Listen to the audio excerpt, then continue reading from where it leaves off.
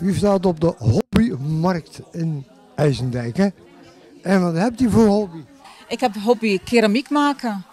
Dus, en dan maak je dus van klei maak je dus een keramiek. Kippetje of wat je dan ook wil maken. Ik heb natuurlijk allemaal verschillende soorten keramiek maak ik. Dus op het moment dat ik denk van oh dat vind ik heel erg leuk. Dan ga ik het gewoon maken. Keramiek is klei, dus je begint met klei. Een kip bijvoorbeeld begin ik eerst altijd met een bol te maken. En dan begin ik dus verder met de kop en de staart. En dan wordt hij dus gestookt. Eerst moet hij nog 2 weken drogen. Daarna wordt hij dus voor de eerste keer gestookt. Dan is hij hard. Dan is het gewoon steen in feite. Daarna wordt hij dus geglazuurd. En dan gaat hij nog een keer de oven in tot 1050 graden. Keramiek, er moet altijd een gaatje in. Dat zie je ook altijd. Daar kan je zien dat het ook echt keramiek is. Dus dat is ook hol. Dat is omdat als je dat niet zou doen en hij gaat de oven in, dan gaat hij ontploffen. Omdat dus de warmte komt in de keramieke kip. Is dat helemaal hol van binnen? Hij is helemaal hol van binnen. Ja, hij is helemaal. Dus het is eigenlijk dun materiaal. Dat valt mee. Je kan het dik of je kan het dun maken. Bijvoorbeeld porselein wordt ook altijd gebakken, maar dat kan je dus heel dun maken. Ik zie dat er meerdere kleuren op.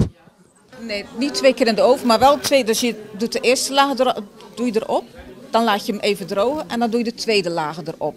Dus je doet en alles gewoon echt met de hand. Dus alles wordt echt volledig met de hand gemaakt. Dus hij wordt met de hand geboetseerd en hij wordt ook volledig met de hand gekwast.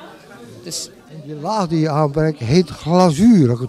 die laag die op heet glazuur. Dat smelt dus uit. Daarom heet het glaszuur. Daarom heet het dus glazuur. Het smelt helemaal uit in de oven. Ja. En u werkt ook wel eens in opdracht. Dus als ik vraag, wil je wat voor me maken? Geen probleem.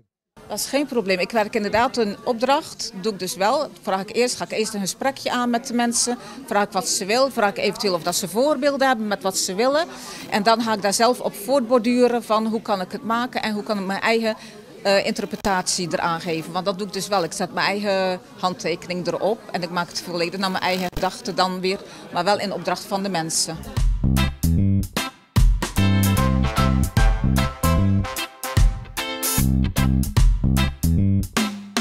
Ik ben Mariska van Lid. Ik kom uit Brabant, dus ik ben hier niet bekend. Ik ben met een collega hier. En ja, wij staan op deze fair met zelfgemaakte spullen. En die zelfgemaakte spullen, dat zijn die tasjes, onder andere. Is dat helemaal handwerk, die tasjes? Allemaal handwerk, allemaal van restproducten. Wij werken op een meubelfabriek, dus er is veel afvalleer. En van kleine stukjes maken we gewoon weer iets leuks. Maar er zitten geen cadeautjes in die tassen, hè? Nee, er zitten geen cadeautjes in. Dat is nou weer jammer.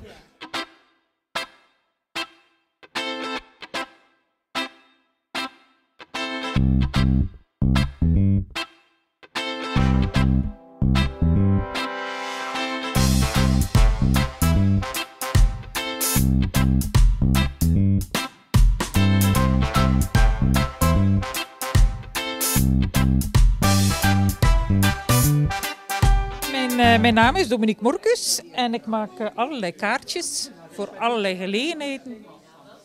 Voor alle gelegenheden. Dus zelfs als er een paard geboren wordt. Ja, dat kan ook. Zelfs als er een paard geboren wordt. Dat kan. Beetje een gekke vraag, Ja, maar dat maakt niet uit. dat kan, hè? Dus voor dieren, geboortes, Ja, alles. allemaal. U maakt het gewoon met de hand Met de hand? of is het ook weer computerwerk? Nee, alles wordt met de hand gemaakt.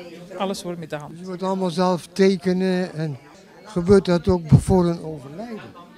Ja, voor een overlijden ook. Wij hebben hier een heel stapeltje voor overlijden. En dat kan ook voor dieren zijn, dat kan ook voor mensen zijn. Jij vraagt en wij maken het.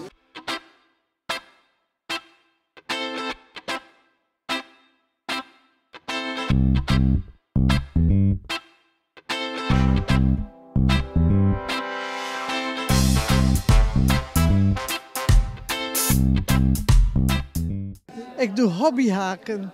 Hobbyhaken. Oh, deze poppen zijn gehaakt. En hoe lang doet u daarover voor een pop te maken? Over 1 popje misschien 2 weken. 2 weken.